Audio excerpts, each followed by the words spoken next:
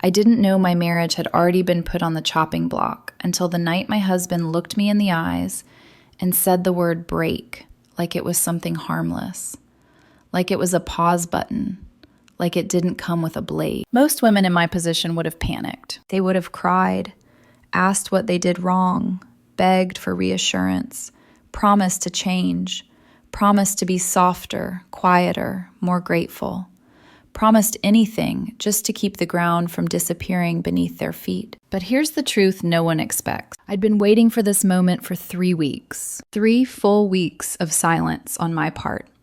3 weeks of watching, listening, documenting. 3 weeks of letting my husband and his best friend believe they were the smartest people in the room. Because 3 weeks earlier, on a Tuesday evening that was supposed to be painfully ordinary, I accidentally overheard a conversation that changed everything. I was meant to be at the gym that night, my usual routine after work. Daniel thought I was gone. Olivia Brennan thought she was safe. They were wrong. I had circled back to the apartment because I'd forgotten my wallet. Just a small mistake, one that cracked my entire life open. I went straight to my home office, already scrolling through work emails, half thinking about a potential corporate transfer I'd been quietly considering for months. The door to the office was slightly ajar. That's when I heard Olivia's voice, confident, precise. That tone she uses in courtrooms and cocktail parties, the one that makes people believe she's always 10 steps ahead. "Just tell him you want a break," she said, her voice echoing clearly from the living room through her phone's speaker. Men like Daniel need to feel indispensable. Take that away and he'll panic. He'll bend.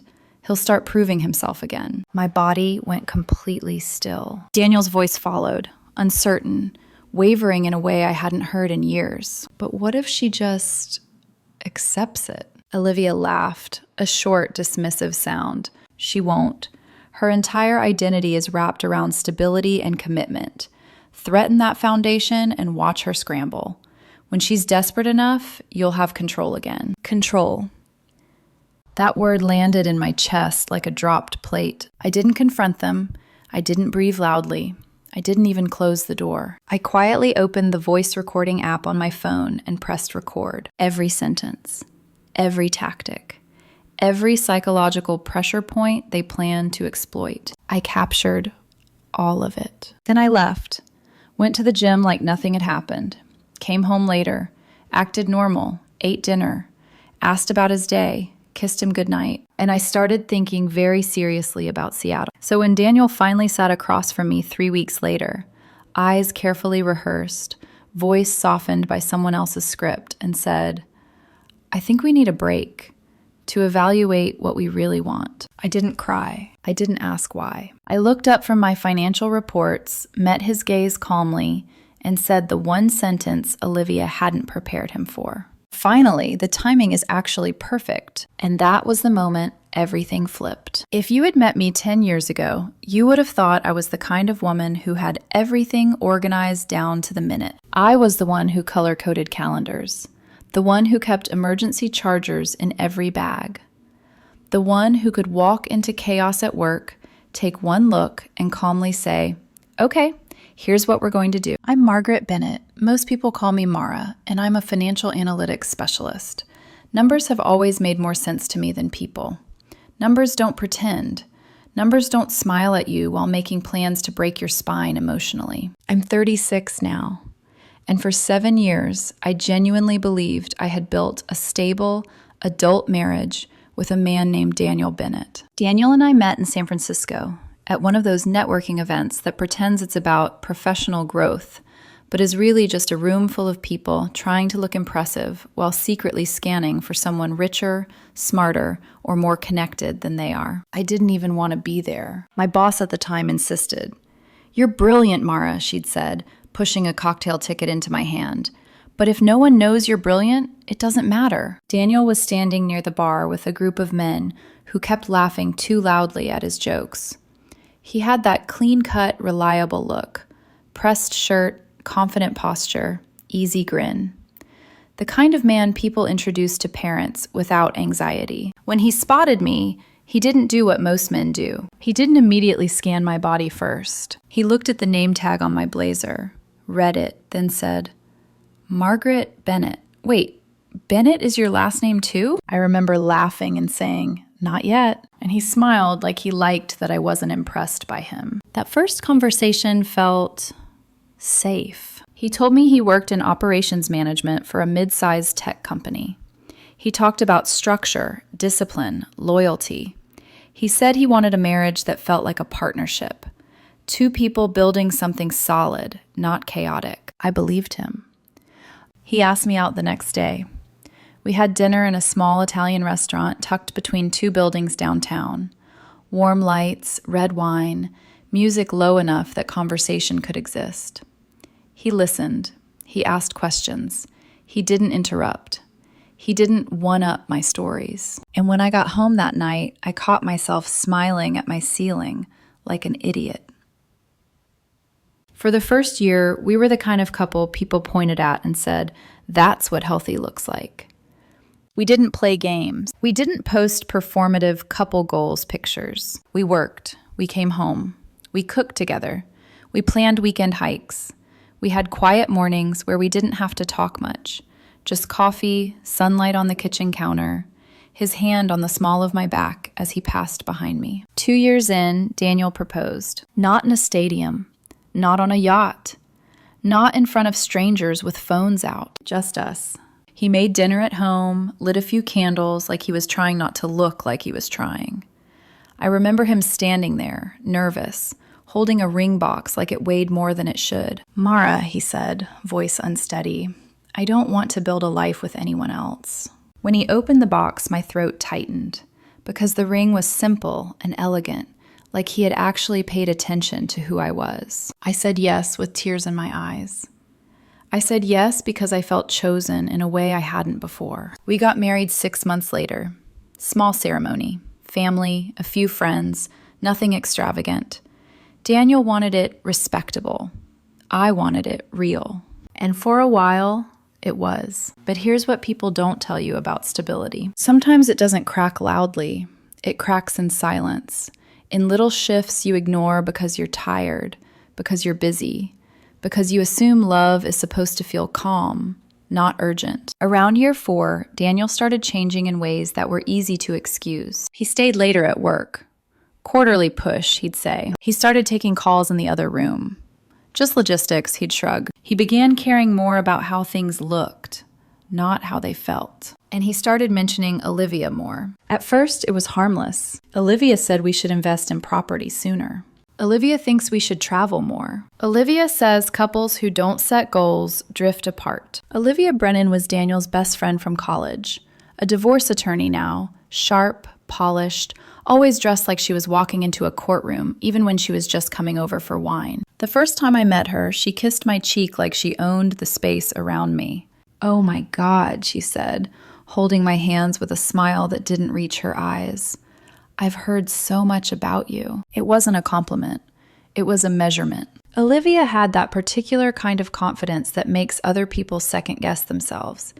She could compliment you while making you feel like you were being assessed for weaknesses. She and Daniel had their wine nights every few weeks, sitting in our living room like it was their private lounge, talking about people they knew, cases she was working, relationships that were failing.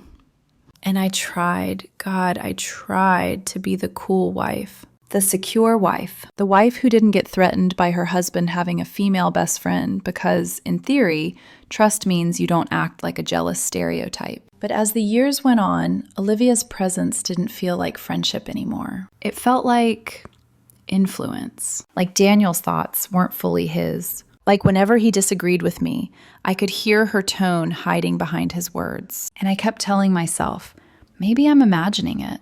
Maybe I'm stressed.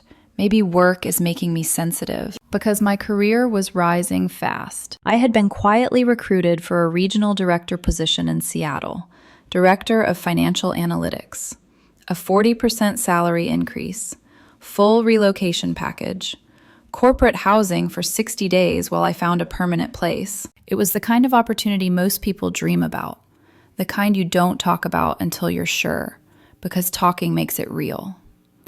I had been considering it for 4 months. But I didn't tell Daniel right away. Not because I was hiding things, because I was afraid. Afraid that if I said it out loud, I'd have to admit the truth I'd been avoiding.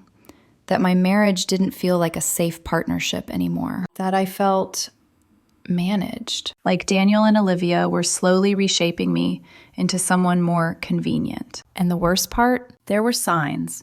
Small, ugly little signs I kept brushing aside. The way Daniel would go silent when I walked into a room and he was texting. The way Olivia would ask questions about our finances with a little too much curiosity. The way Daniel would sometimes look at me, not with love, not with anger, but with calculation.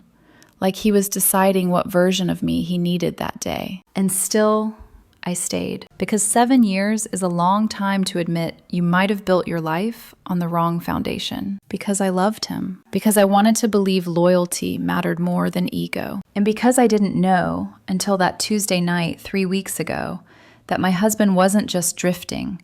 He was being coached. Looking back now, the warning signs weren't subtle. They were just quiet. And quiet problems are the easiest ones to dismiss when you're exhausted, busy, and emotionally invested in believing your marriage is still what you thought it was. After that night, after I recorded Olivia's coaching session without either of them knowing, I didn't confront Daniel. Not because I was scared, but because I wanted to understand how deep it went. For the first few days, I watched him the way an analyst watches data, not emotionally, but observantly, detached, looking for patterns instead of meaning. And once you start looking, patterns are impossible to ignore. Daniel became deliberate. Conversations that used to be spontaneous suddenly felt staged.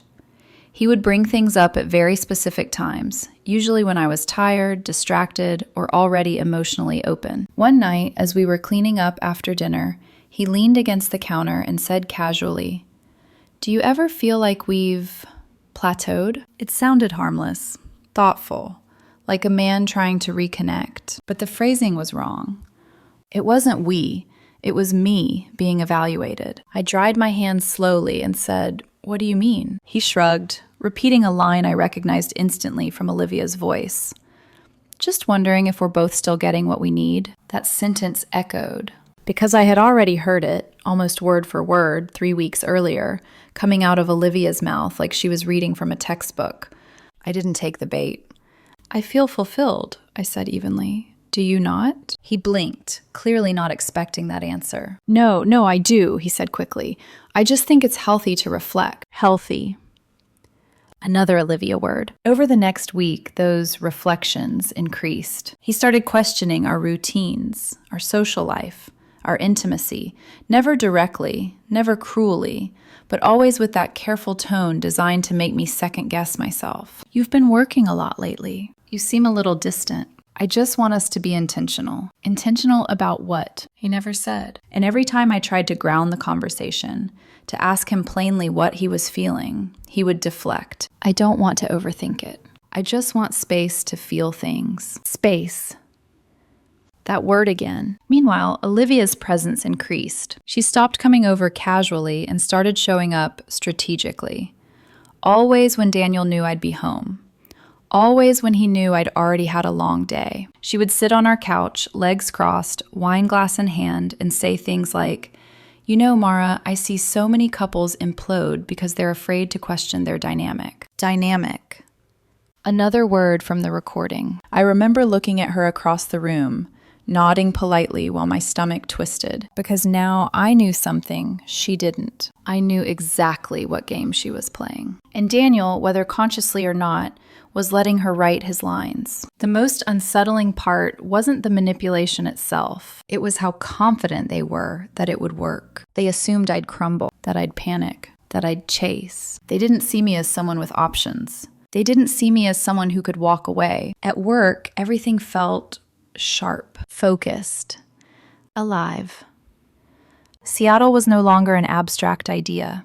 It was a plan waiting for confirmation. HR had already sent preliminary documents. The role was real.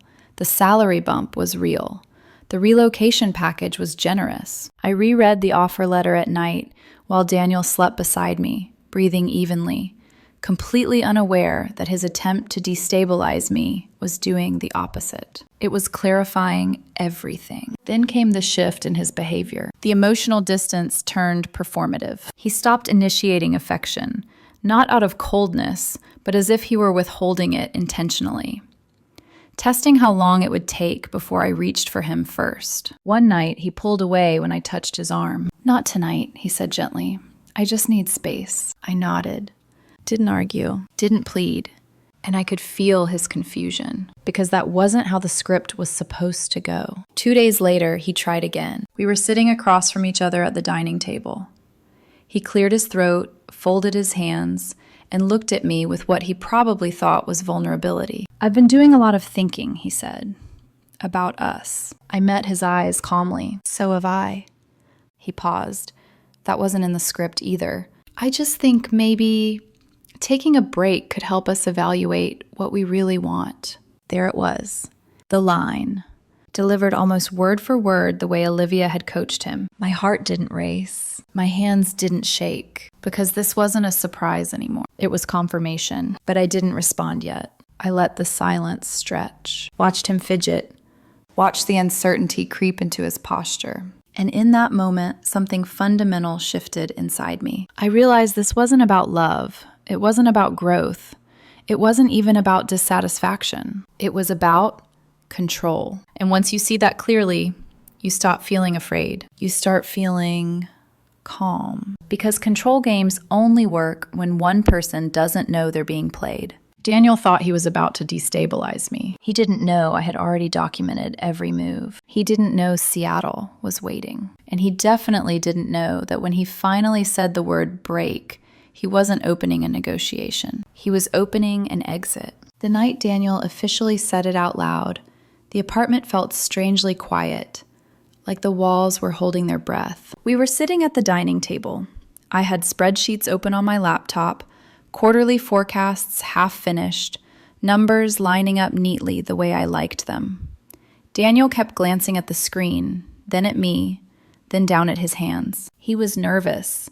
That alone told me everything. People who are confident in their truth don't rehearse it this carefully. "So," he began, dragging the word out like he needed it to cushion what came next.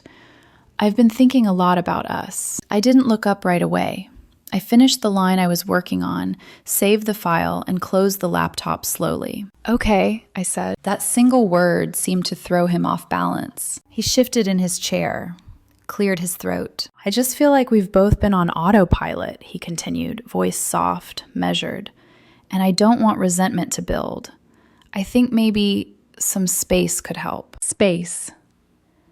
There it was again. I studied him carefully, his posture, the way his shoulders were slightly tense, the way his eyes kept flicking toward my face like he was waiting for a reaction to land. This was the moment Olivia had promised him, the moment I was supposed to panic. "I think we should take a break," he said finally, "so we can both evaluate what we really want from this relationship." The words hung between us. I could almost hear Olivia's voice layered over his, confident, smug, certain she had already won.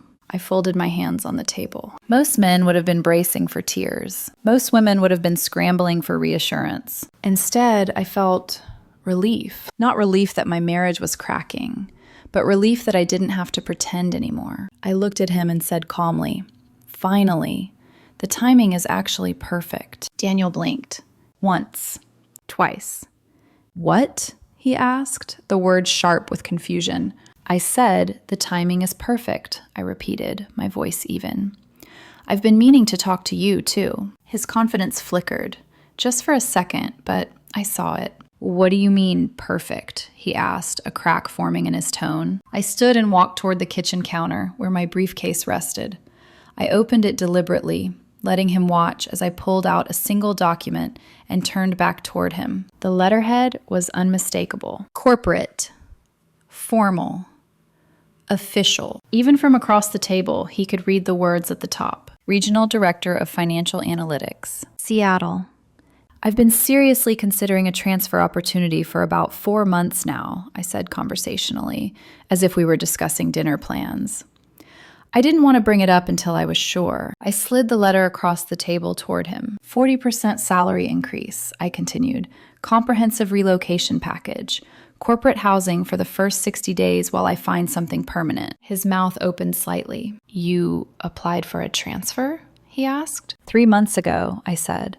Got formal approval last week. The color drained from his face. This is real? He stammered, scanning the page. Very real, I said, leaning back in my chair. I was debating whether to accept it. San Francisco has been our home. I didn't want to uproot our life without us being on the same page. He looked up at me now, panic starting to bloom behind his eyes. But if you want space to evaluate what you really want, I continued smoothly, that actually makes the decision much easier. His voice rose. Mara, wait, this isn't what I meant. I tilted my head slightly. You said you wanted a break. Time apart. Space. That doesn't mean you just leave, he said quickly. That's not... Why not? I asked, genuinely curious. I'm not abandoning you. I'm respecting what you asked for. And I'm pursuing a career opportunity I've worked years to earn. He pushed his chair back, standing abruptly. This is too fast, he said. 4 weeks? You'd be gone in 4 weeks? Yes, I said. Fast track program. They want me to start in a month. I stood as well and walked to the refrigerator, pouring myself a glass of water. I could feel his eyes on me, watching how calm I was, how unhurried my movements were. That seemed to scare him more than anger would have. You didn't even talk to me about this, he said, voice tight. I was going to, I replied, but now I don't have to. You'll have all the space you need. You can stay here, think things through, figure out what you want. He swallowed hard.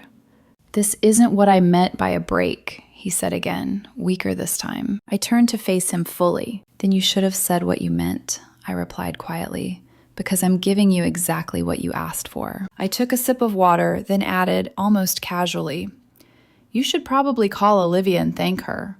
Without her suggestion, I might have turned this down out of consideration for our marriage. The silence that followed was thick and suffocating. Daniel stared at me like he was seeing a stranger. The woman he thought he could destabilize had just stepped sideways and removed the ground beneath him instead. I need time to think, he said finally, his voice barely above a whisper. Of course you do, I said calmly. That's what breaks are for. I turned and headed toward the stairs. Seattle wants a final answer by tomorrow morning, I added over my shoulder. Thanks to your timing, I know exactly what to tell them. Behind me, I heard frantic footsteps, and then the unmistakable sound of him dialing his phone. I didn't need to guess who he was calling. I didn't sleep much that night. Not because I was spiraling, but because my mind was sharp, awake, moving faster than my body could keep up with. When you spend years analyzing data, you learn the difference between noise and signal. Panic is noise. Clarity is signal, and everything felt painfully clear. At exactly 7 a.m., I woke to the sound of hushed, frantic whispering downstairs. Daniel was already on the phone. That alone told me everything, because Daniel never took early calls unless something was wrong. Damage control had officially begun. I made my coffee slowly, measured the grounds, waited for the kettle to click off, let the routine ground me. Then I walked into my home office, closed the door, and logged onto my laptop. I had 3 scheduled calls with Seattle HR that morning, and I was ready. The first call went smoothly. We discussed start dates, onboarding, reporting structure. The second covered relocation logistics, corporate housing options, moving stipends, tax equalization. By the third call, I felt something I hadn't felt in months. Excitement. Not adrenaline. Not desperation. Purpose. Around 9 a.m., I heard footsteps outside my office door. A pause. Then a knock. Daniel leaned against the door frame when I looked up, wearing what I now recognized as his false, casual face. The one people use when they're trying not to look like they're panicking. So, I talked to Olivia last night, he said carefully. Of course you did, I replied, eyes still on my screen. That made him stiffen. She thinks you're overreacting, he continued, that this is extreme. I finally looked up at him. Interesting, I said. The woman who coached you on manipulating me thinks my response is extreme. His face froze. What do you mean, coached me? I leaned back in my chair slowly. You really thought I wouldn't notice? I asked calmly. The sudden shift in your language, the rehearsed timing, the way your concerns mirrored her vocabulary almost word for word? He swallowed. I've been married to you for 7 years, I continued.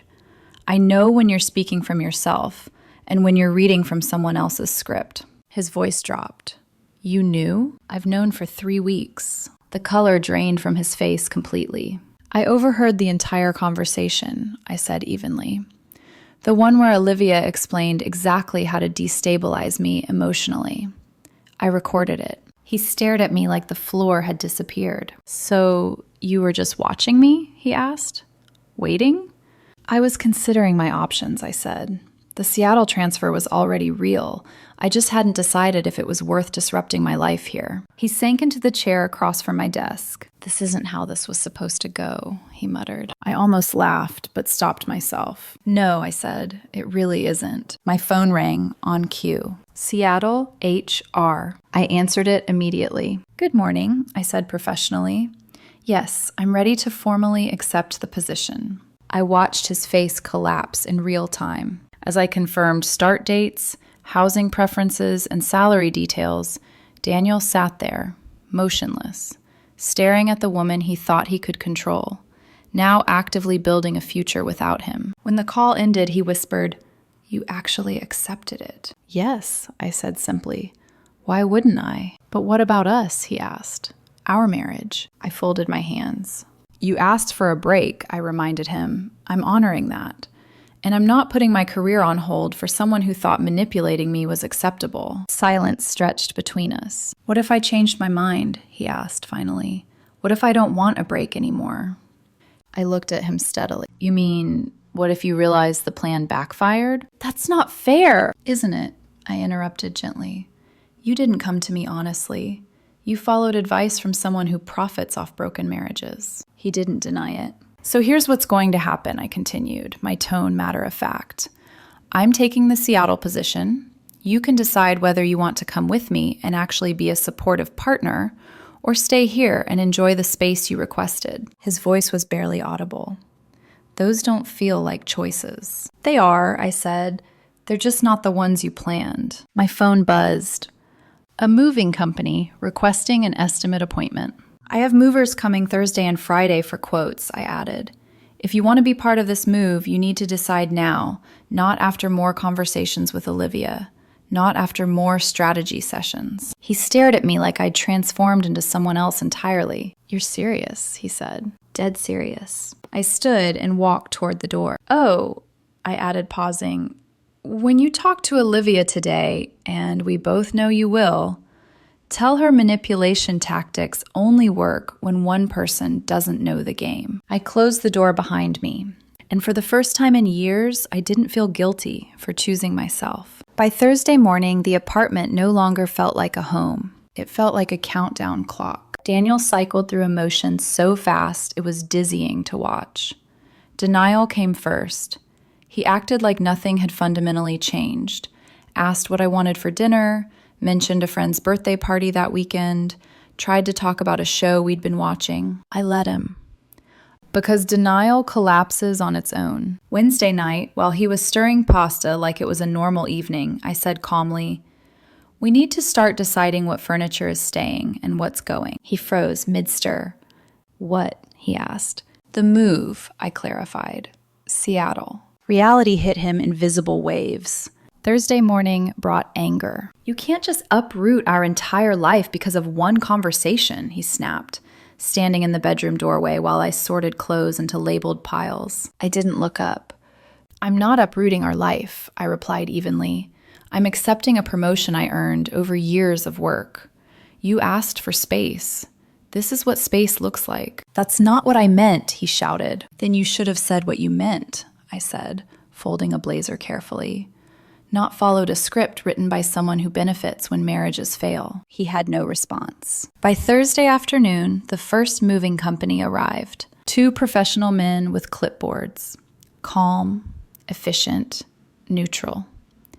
They walked through the apartment, measuring furniture, opening closets, asking practical questions about timelines and destinations. Daniel trailed behind us, visibly unraveling. When we reached the bedroom, one of the movers asked, "Will both of you be present for delivery in Seattle?" I answered honestly, "I will be," still determining whether it's one household or two. The mover nodded and made a note. Daniel went pale.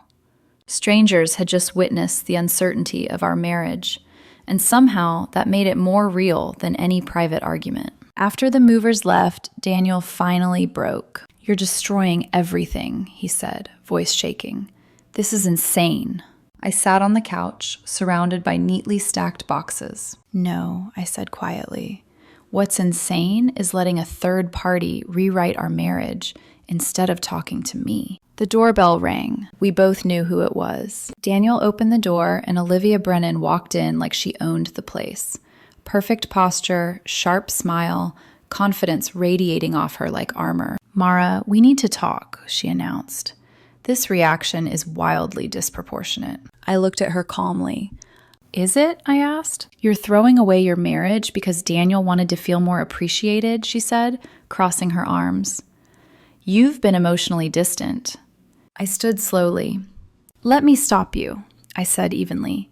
"I heard your entire coaching session 3 weeks ago." Her confidence flickered. "The one where you told my husband to destabilize me emotionally so he could regain control," I continued. "The one where you said women like me need to feel secure, and removing that security would make me desperate." Daniel went silent. Olivia's smile tightened. "I was trying to help," she said. "You're a divorce attorney," I replied. "You make money when marriages fail. Coaching manipulation isn't help, it's sabotage." She tried another angle. "What about forgiveness? Working through problems like adults?" Then I added, quietly but clearly, "I recorded that conversation. Perfectly legal. One-party consent." Her face went white. "If you interfere with my career," I continued, "that recording goes to the Bar Association." She left without another word. Daniel stared at me in shock. "You recorded us?" "I documented someone in my home explaining how to psychologically manipulate me," I replied. "It was the smartest thing I did that week." Friday brought bargaining. Daniel found me in the kitchen reviewing moving estimates. "I've been thinking," he said carefully. "I let people influence me. Olivia, my family. I lost track of what I actually wanted." It sounded sincere, and it was too late. "That's something you should explore in therapy," I said honestly. "But not with me." "What if I come to Seattle?" he asked. "We could start fresh." I shook my head. "That would be dependence, not growth." He looked defeated. "Then what would convince you?" "Nothing," I said softly. Because once someone chooses manipulation over honesty, the damage is already done. The apartment was almost unrecognizable by Saturday. Boxes lined the walls like silent witnesses. The echo in the rooms was louder now, emptier. 7 years of shared life reduced to labeled cardboard and packing tape. This was supposed to feel victorious. Instead, it felt heavy. Saturday passed in a strange, suspended silence. Daniel spent most of the day on the phone, first with his mother, then his sister, then his brother. I could hear his voice through the walls, rising and falling, explaining his version of events. I didn't interrupt. By evening, I knew exactly what was coming. An intervention. Sunday dinner at his parents' house was usually something I looked forward to. Eleanor cooked like love was a language you could taste. Vincent told stories from his contracting days that made everyone laugh even when you'd heard them before. But that night, the warmth was gone. I drove separately.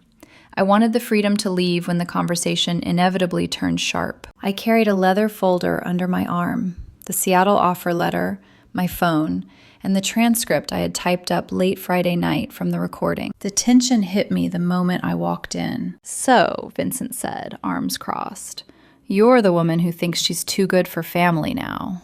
I set the folder on the coffee table calmly. "I'm glad everyone's here," I said. "It saves me from repeating myself." Daniel shot me a warning look, but I ignored it. "I understand there's confusion about why I'm relocating to Seattle," I began. "Let me clarify." Eleanor frowned. "We know you got a job offer, Mara, But leaving your husband over career advancement seems extreme. It would be, I agreed, if that were what was happening. Daniel went pale. 3 weeks ago, I continued, Daniel told me he wanted a break from our marriage. What he didn't tell you is that this wasn't spontaneous. It was planned. His sister Cassandra leaned forward. Planned how? I pulled out my phone. By this conversation, I said. Daniel whispered, Mara, don't. I recorded someone in my home discussing how to psychologically manipulate me, I said calmly. That's legal. I pressed play. Olivia's voice filled the room. Clear, confident, unmistakable. Just tell her you want a break. Women like Mara need stability. Take that away and she'll panic. Then Daniel's voice, uncertain. You really think this will work? Trust me, Olivia replied. When she's desperate, you'll have control again. I stopped the recording. The silence was suffocating. Eleanor's face drained of color. Vincent stared at his son. Is this true? Daniel didn't answer. His grandmother spoke first. You tried to trick your wife? Cassandra shook her head. Why wouldn't you just talk to her? I placed the Seattle offer letter on the table. This is a regional director role with a 40% salary increase, I said. I earned it. Daniel tried to destabilize me emotionally instead of having an honest conversation. When that failed, he asked all of you to pressure me. Eleanor read the transcript, her expression collapsing. Oh, Daniel, she whispered. The room turned on him, not angrily, but with disappointment. That hurt him more than shouting ever could. I'm not leaving in anger, I said, standing. I'm leaving because trust doesn't survive manipulation. As I walked out, voices erupted behind me, not accusing me anymore, but questioning him. I sat in my car and finally let myself breathe. This was the lowest point, not because I doubted my decision, but because endings hurt, even when they're necessary. Sometimes the darkest moment isn't chaos, it's clarity. Monday morning came faster than I expected. My alarm went off at 4:45 a.m. The apartment was dark and quiet, the kind of quiet that only exists when something is ending. I moved through the space slowly, deliberately. Coffee, suitcase, one last glance at the walls we had painted together years ago. Daniel insisted on driving me to the airport. I almost said no, but part of me knew this was the final punctuation mark on a sentence that had already been written. The car ride was silent at first. The city passed by in soft blurs of streetlights and early morning fog. 7 years of marriage compressed into 25 minutes of unspoken understanding. Halfway there, he finally spoke. What if I actually change? He asked quietly. Not for you, for me. I kept my eyes on the road ahead. Then I hope you do, I said honestly. But change doesn't erase choices. He swallowed. What if, after some time, we try again? I turned to look at him then, really look at him. If you work on yourself, I said gently, do it because that's who you want to be, not because you want to undo consequences. The airport drop-off lane was already busy. People rushing toward futures that hadn't fallen apart yet. We stopped. This was it. So that's it? He asked. 7 years? Over? I took my carry-on from the back seat. Our marriage ended the moment you chose manipulation over honesty, I said. You're just realizing it now. His eyes filled, but I didn't reach for him. I really did love you, he said. I know, I replied, but love without respect isn't enough. I closed the door. I didn't look back. Seattle didn't heal me overnight, but it gave me space, real space, not the kind weaponized as a threat. The week was intense. 8 properties in 3 days, meetings with relocation consultants, neighborhood walks in Queen Anne, imagining a life that didn't require me to constantly defend my worth. By Friday, I signed a lease. A house with light-filled windows, a home office overlooking the water, and silence that felt peaceful instead of lonely. The next 2 weeks were mechanical. Daniel and I divided belongings without drama. Movers arrived, boxes left, the truck pulled away. And then, suddenly, it was done. 6 months later, I got a call from his brother, Tyler. Thought you should know, he said. Daniel's been in therapy, cut contact with Olivia, got promoted, moved into his own place. I'm glad, I said sincerely. Olivia, though, not so much, he added. Word got out. She lost clients. There was a bar investigation. She moved to Portland. Actions have consequences. That night, I got a text from an unknown number. I know you probably don't want to hear from me, but you were right about everything. I'm sorry for who I was and grateful for who I'm becoming. I hope you're happy. I stared at it for a long time. Then I deleted it. Some doors don't need to be reopened. Seattle changed the rhythm of my life in ways I hadn't expected. Not dramatically, not all at once, but quietly, like breathing deeper without realizing you'd been holding your breath for years. The first few weeks after the move were all structure. Early mornings, long days, learning a new team, a new reporting chain, a new corporate culture that valued clarity over posturing. No one there knew me as someone's wife. I was introduced as Margaret Bennett, Regional Director of Financial Analytics. And that mattered more than I realized. Meanwhile, the consequences of Daniel's choices were unfolding without my involvement. I heard about them secondhand, never with satisfaction, just with distance. His parents stopped defending him once the shock wore off.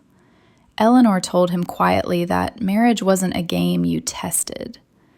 Vincent stopped calling to ask when I'd come around. His social circle shifted too. Friends who had nodded along to Olivia's advice suddenly found themselves uncomfortable when the story no longer made him the victim. And Olivia. Her fall wasn't explosive. It was surgical. Clients withdrew. Invitations dried up. Whispers replaced praise. Divorce attorneys survive on trust and discretion. Coaching manipulation broke both. She moved to Portland under the guise of starting fresh. But running from consequences isn't reinvention. It's avoidance. I didn't celebrate any of it. Because the truth is, watching someone unravel because of their own actions doesn't feel like victory. It feels like confirmation. Confirmation that walking away was the only choice that preserved my integrity. 3 months after the move, I attended a professional networking event. One I almost skipped because I was tired and didn't feel like making small talk. That's where I met Nathan. He was a data scientist. Direct, grounded, no theatrics, no subtle power plays hiding behind charm. We talked about work, then about hiking trails, then about how exhausting it is when people mistake emotional games for depth. He didn't flirt aggressively. He didn't test me. He asked questions and waited for real answers. And for the first time in years, conversation felt easy. We started seeing each other slowly, intentionally. No rushing, no declarations, just honesty. One weekend, while hiking near Mount Rainier, he asked gently, "Do you ever regret how your marriage ended?" I thought about it carefully. I regret that it had to end, I said, but I don't regret refusing to accept manipulation as normal. What if he really changed, he asked. Then I hope he builds a good life, I replied. Change doesn't entitle anyone to a second chance with the person they betrayed. As we walked back down the trail, I realized something quietly profound. I hadn't thought about Daniel in weeks, not because I was avoiding memories, but because my life was no longer organized around reacting to someone else. It was built around alignment, and alignment is peaceful. People like to believe that every story about a broken marriage should end with reconciliation, an apology, a dramatic realization, two people finding their way back to each other after learning their lesson. But that's not how real growth usually works. Sometimes growth means walking in opposite directions, without hatred, without revenge, and without needing the other person to fail in order to feel whole. Seattle became more than a city to me. It became proof that choosing yourself doesn't have to mean destroying someone else. My career flourished because I was no longer shrinking to keep someone comfortable. My voice at work became clearer. My confidence wasn't performative, it was rooted. I stopped questioning whether I was too much or not enough. I was simply enough. Daniel did change from what I was told. Therapy, better boundaries, more honesty, And I was genuinely glad for him. But his change didn't undo the choice he made when he thought I wouldn't find out. That's the lesson people don't like hearing. Growth after betrayal doesn't entitle anyone to restoration with the person they betrayed. Some lines, once crossed, don't reset. They redefine. Nathan and I continued building something slow and real. No games, no scripts, just conversations that didn't leave me second-guessing myself afterward. And that's when I understood the quiet truth beneath everything that happened. Love isn't proven by how desperately someone clings when they're afraid of losing control. It's proven by respect, especially when no one is watching. So if you ever find yourself in a relationship where someone tests you, manipulates you, or tries to make you smaller so they can feel powerful, understand this. You don't have to scream. You don't have to punish. You don't have to win. Sometimes the strongest response is clarity. Sometimes the most powerful move is walking away calmly and letting the truth do the rest. Because peace doesn't come from fixing people who choose games over honesty. It comes from choosing a life where you don't have to play at all. And that choice, once made, changes everything.